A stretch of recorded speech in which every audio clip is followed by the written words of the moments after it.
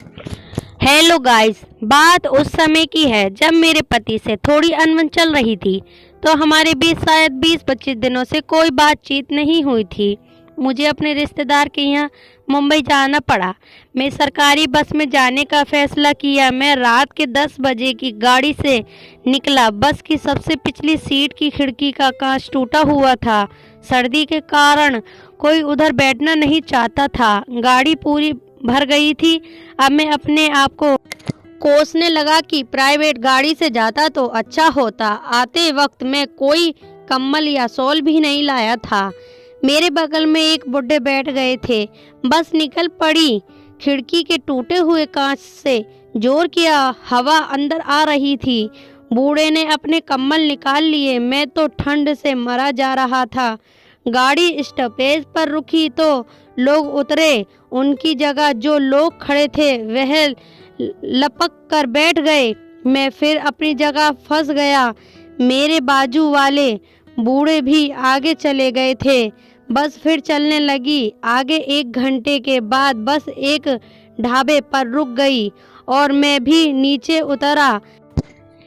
मेरी खाना खाने की इच्छा नहीं थी, बस टहल रहा था।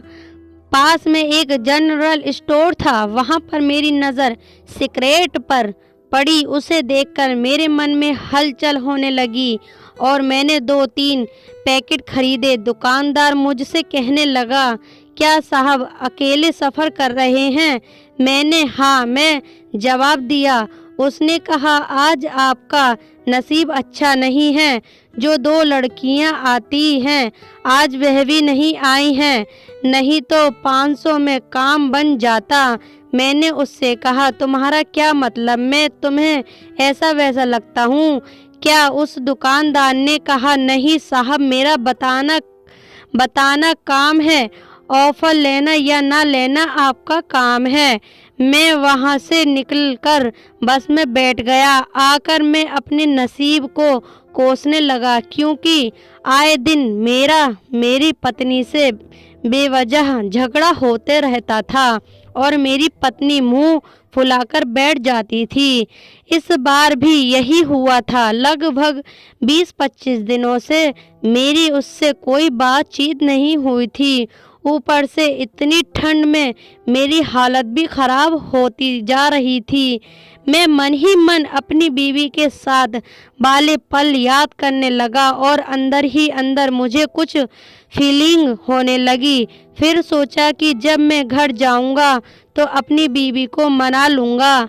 आज मुझे उसकी बहुत याद आ रही थी, लेकिन अभी भी कुछ कर भी नहीं सकता था। फिर अपनी सीट पर बैठे बैठे मुझे कब नींद आ गई कुछ पता न चला। फिर मेरी आंख तब खुली जब बस बीच रास्ते में रुकी। मैं खिड़की से बाहर झांक कर देखा तो एक औरत अपनी 2 बेटियों के साथ बस पर चढ़ रही थी। इतनी रात को ये औरत पता नहीं कहां से आ रही थी। वह औरत देखने में काफ़ी खूबसूरत थी। वह कहीं से भी 2 बच्चों की मां नहीं लग रही थी। बस कंडक्टर ने उस औरत को बस के अंदर करके बस का दरवाज़ा फिर से बंद कर लिया। बस पूरी भरी हुई थी, कहीं पर भी बैठने की जगह नहीं थी। वह औरत वहीं बस कंडक्टर के बगल में बैठ गई। फिर कुछ देर बाद मेरे बगल में जो 2 बुढ़े अंकल थे उनकी मंजिल आ गई थी। मैंने मन में ही सोचा कि शुक्र ये यह दोनों बूढ़े उतरे तो सही, क्योंकि जब से मैं सो रहा था वे दोनों ही इतनी तेज खर्राटे मार रहे थे कि मुझे सोने में भी दिक्कत हो रही थी और ऊपर से ठंड की वजह से तो और हालत खराब हो रही थी। मेरे बगल की सीट खाली थी तो वो औरत मेरे बगल में आकर बैठ गई। साथ ही उसकी 2 बेटियां भी थीं। मुझे देखकर वह औरत थोड़ी सी शर्माई। मैंने भी उसे देखकर हल्की सी मुस्कान दी और फिर बस चलने लगी। बस जब चल रही थी तो टूटी खिड़की से हवा बहुत तेज आ रही थी, जिससे ठंड और ज़्यादा लग रही थी।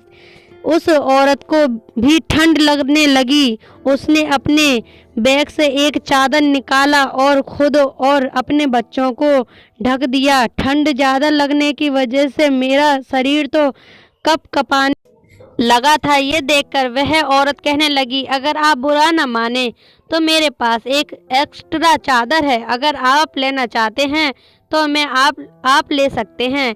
ये सुनते ही मैंने तुरंत उसे हाँ कर दी, क्योंकि मेरे पास और कोई रास्ता नहीं था। उसके की दिए हुए चादर को मैंने तुरंत ओढ़ लिया। अब मुझे ठंड से राहत मिल रही थी। फिर धीरे धीरे मेरे और उस औरत के बातें होने लगी। बातें ही बातों में उसने बताया कि वह अपने घर जा रही है। उसका पति इस दुनिया में नहीं है, वह बिल्कुल अकेली है और वह एक फैक्ट्री में काम करती है। इसी वजह से उसे रात को आते हुए देरी हो जाती है। मैं सूरत की मासूमियत देखकर उस पर फिदा हो चुका था। वह देखने में काफ़ी खूबसूरत थी। उसकी सुंदरता से कोई भी उसकी तरफ मोहित हो सकता था। बस बहुत तेज़ी से चल रही थी और जब बस अचानक ही रुकी तो वह औरत मेरे सीने से आ लगी। मेरे करीब इतने आते हुए देखा, थोड़ी शर्म आ गई थी। मैं भी अंदर ही अंदर बहुत शर्म रहा था। मेरा दिल अब अंदर ही अंदर चमकने लगा था। एक तो 20-25 दिन से हो गए थे मेरी बीवी से बात किए हुए, लेकिन मैं खुद पर बहुत काबू किया हुआ था। वह औरत फिर अपनी जगह पर जाकर अच्छे से बैठ गई। फिर जब बस चलने लगी तो धीरे धीरे वह औरत मेरे करीब होने लगी। उसकी दोनों बेटियां और पूरी बस के लोग सो रहे थे। हमारी सीट सबसे लास्ट में थी, तो इस वजह से कोई भी हम लोगों की तरफ बिल्कुल भी ध्यान नहीं दे रहा था। मैंने अपनी चादर ली और फिर सोने का नाटक करने लगा। धीरे धीरे जैसे बस चल रही थी, हम लोग एक दूसरे के शरीर के साथ टकरा रहे थे। खुश तो मैं इस वजह से हो गया कि जब मेरा हाथ उसके हाथ से टकरा रहा था तो वह मुझे बिल्कुल भी कुछ न कहती, बल्कि और शर्माने लगी थी। अब मैं उसकी तरफ से इशारा समझ गया था। हम दोनों ने बस का सफ़र कुछ यूं ही किया। अब मेरे अंदर भी एक हलचल सी होने लगी थी। मैं अब और खुद को रोक नहीं पा रहा था। अब मैंने चादर से उसका हाथ पकड़ लिया। जब मैंने उसका हाथ पकड़ा तो वह मुझे तब भी कुछ न बोली और फिर हम दोनों ने मिलकर जो किया वह कोई सोच भी नहीं पाएगा। रात के अंधेरे में चलती हुई बस में एक दूसरे से प्यार का इजहार किया। मैंने जब उसका हाथ पकड़ा था तो वह काफ़ी ज़्यादा मुलायम था। वह औरत बहुत ही ज़्यादा हसीन थी। जब गले लगी तो उससे बेइंतहा खुशबू आ रही थी, जो मुझे उसकी तरफ और ज़्यादा खींच रही थी। मैं खुद पर काबू नहीं कर पा रहा था और मैं भी चाहता था कि मैं बेकाबू हो जाऊं। उस वक्त मुझे अपनी बीवी की बिल्कुल भी याद नहीं आ रही थी। अब मैं उस वक्त बस उन्हीं पलों को गुजारना चाहता था। फिर वह औरत मुझे कहने लगी कि वह अभी कुछ देर बाद बस से उतर जाएगी, क्योंकि उसकी मंजिल आने वाली है। यह सुनकर मैं बहुत उदास हो गया, लेकिन उसने मुझे कहा कि आप चिंता मत करो, आप भी चाहें तो मेरे साथ मेरे घर चल सकते हो। मैंने उससे कहा, ये कैसे हो सकता है? उसने कहा, क्यों नहीं हो सकता? मेरे घर में सिर्फ मेरी माँ रहती है और वह कभी इस वक्त सो रही होगी। किसी को कुछ भी पता नहीं चलेगा। हमें एक दूसरे से कोई जुदा भी नहीं कर पाएगा। अब उसके मुंह से प्यार का शब्द सुनकर मैं तो बस खिल उठा था। मैं तो कैसे भी करके अब सब कुछ करना चाहता था, क्योंकि एक तो वह बहुत ही हसीन और खूबसूरत थी और उसके जिस्म से इतनी बेइंतहा खुशबू थी जो मुझे उसकी तरफ खींचती ही जा रही थी। मुझे खुद पर काबू न रहा और मैंने भी उसे कह दिया कि मैं भी उसके साथ बस से उतर जाऊंगा। अब मैं भी यहाँ सब चाहता था जो वह चाहती थी। जब हम बस से उतरे तब वह मुझे अपने साथ एक घनी सी जंगल में ले गई। मुझे लगा कि शायद यही सब चाहती है। मैं तो अंदर ही अंदर बहुत खुश था। मुझे पता नहीं क्या हुआ कि वह जैसा जैसा कहती गई मैं उसके साथ वैसा वैसा करता गया और उसके साथ उसी रास्ते पर जाता रहा जहाँ खूब घना अंधेरा था और आसपास बिल्कुल जंगल था। उस जंगल के बीचों बीच एक छोटी सी कुटिया बनी हुई थी। मुझे लगा कि शायद ये इसका घर है। अब मैं अंदर ही अंदर तड़पने लगा और वह भी मेरे साथ तड़प रही थी। जब हम दोनों बस कुटिया के अंदर गए तो अंदर का मंजर देखकर तो मैं चौंक उठा था। उसने अपने दोनों बेटियों को एक रूम में सुला दिया और दूसरे रूम में मुझे अपने साथ ले गई। उस रूम में एक बहुत ही मुलायम और गद्देदार बिस्तर लगा हुआ था। मैं जैसे ही उस बिस्तर पर पड़ा वह मेरे करीब आने लगी और करीब आते ही उसने मेरी शर्ट का बटन खोलना शुरू कर दिया और फिर मेरे साथ वह सब किया जो मैं करना चाहता था। उसके बाद मेरे पीछे 4 हट्टे कट्टे आदमी मेरे सामने आ गए।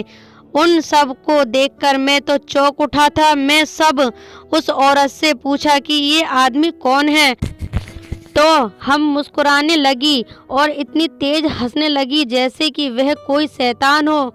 अब मुझे समझ में नहीं आ रहा था कि आखिर मैं क्या करूं, ये मेरे साथ क्या हो रहा था। वह लोग इतना मुस्कुरा भी क्यों रहे थे। वह चारों आदमी मेरे करीब आए और मेरा गिरबान पकड़कर कहने लगे, जितने पैसे तुम्हारे पास हैं वह अभी के अभी निकाल कर दो, नहीं तो हमने तुम्हारी वीडियो बनाई हुई है। वह वीडियो तुम्हारी बीवी को और पूरी दुनिया वालों को हम दिखा देंगे। ये सब सुनकर तो मेरे पैरों तले जमीन खिसक गई। इसका क्या मतलब था? जब उस औरत की तरफ मैंने देखा तो वह कहने लगी कि तुम जैसे बेवकूफ़ मर्द जो अपनी बीवियों के हो नहीं सकते वह दूसरी औरत के क्या होंगे। तुम जैसे आदमियों को मैं ऐसे ही अपनी उंगलियों पर नचाती हूँ। तुम जैसे आदमी को मैं ऐसे ही अपनी खूबसूरती दिखाकर मदहोश कर देती हूँ। उसके बाद सब कुछ करके उन्हें ब्लैकमेल करती हूँ। अगर वह मेरी डिमांड पर इतना पैसा नहीं देते तो मैं उन्हें किसी लायक नहीं छोड़ती। यह सुनकर तो मेरे पसीने छूटने लगे। मैं सोच भी नहीं सकता था कि ये भोली सी सूरत वाली औरत इतनी बड़ी शातिर होगी। मेरे पास कोई रास्ता नहीं था। मैंने रिश्तेदार के घर जाने के लिए जितने पैसे लिए थे उन सबको वह दे दिए, लेकिन उन सब ने मुझे तब भी जाने नहीं दिया। मैं चाहता था कि कैसे भी करके मैं यहाँ से निकल जाऊँ, लेकिन वह लोग कहने लगे कि अभी के अभी मैं उन्हें 10 लाख दूँ। इतनी बड़ी रकम में सुनकर तो मेरे पैरों तले ज़मीन खिसक गई। मैंने उन्हें कहा कि मैं इतनी बड़ी रकम तुम्हें कहाँ से ला कर दूँ। मेरे पास जो भी पैसे थे मैंने वह तुम लोगों को दे दिए, लेकिन वह मुझे धमकाने लगे, कहने लगे कि हम तुम्हें जान से मार देंगे अगर तुमने पैसे न निकाले। उन्होंने मेरे वॉलेट से मेरा एटीएम कार्ड भी निकाल लिया था। वह लोग कहने लगे हम तुम्हारे साथ जंगल से बाहर चलेंगे और शहर में एटीएम मशीन पर जाकर तुम हमें पैसे निकाल कर दो। उसके बाद तुम अपने रास्ते निकल जाओ और हम अपने रास्ते निकल जाएंगे। अगर तुमने वहाँ कोई भी चालाकी की तो तुम्हारी वह वीडियो हम तुम्हारे घर वालों और दिखा देंगे। वह लोग मुझे इस वजह से ज़्यादा धमका रहे थे क्योंकि बस में मैंने उस औरत को अपने घर का पता भी बता दिया था और उसने बातों बातों में मेरे काम काज के बारे में भी पूछ लिया था, मेरी पत्नी के बारे में भी और कहाँ मैं रहता हूँ सब के बारे में भी पूछा। और जब उन्होंने मेरे पॉकेट से मेरा मोबाइल निकाला तो मेरी बीवी का नंबर भी निकाल लिया। इसलिए अब मैं कुछ भी नहीं कर सकता था। उन्होंने बहुत बड़ा गेम खेला था। मैंने उन लोगों के साथ जाकर एटीएम से पैसे निकाल कर उन्हें दे दिए। उसके बाद मैंने चैन की सांस ली और मैंने सोच लिया कि ज़िंदगी में कभी भी मैं किसी भी गैर औरत पर बिल्कुल भी यकीन नहीं करूँगा और हमेशा अपनी बीवी के साथ रहूँगा। मैंने रिश्तेदार के घर जाना भी कैंसिल कर दिया। मैं तुरंत वापस अपने घर चला गया और मैंने अपनी बीवी से माफ़ी मांगी, लेकिन मैंने कुछ नहीं बताया। मैंने उससे यही कहा कि मैं तुम्हारे बिना नहीं रह सकता, इसलिए मैं वापस तुम्हारे पास आ गया। वह सुनकर बहुत ज़्यादा मुस्कुराई और मेरे सीने से लग गई। अगर आपको ये कहानी अच्छी लगी है तो वीडियो को लाइक करिए, चैनल को सब्सक्राइब कर लीजिए। इसी तरह की और भी किस्से, कहानियाँ, स्टोरी वगैरह लेकर आती रहूँगी। धन्यवाद।